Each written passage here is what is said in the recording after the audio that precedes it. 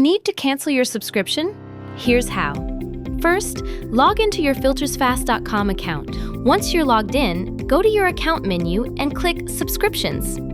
From there, find the product subscription you would like to cancel. Next, select More Options, then choose Cancel Subscription from the drop-down menu.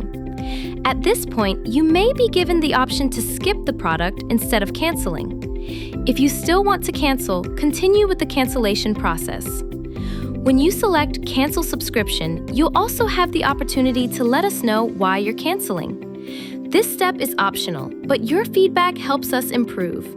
To finish, click the Cancel Subscription button. Your subscription will now be canceled, and the product should appear under Inactive Subscriptions.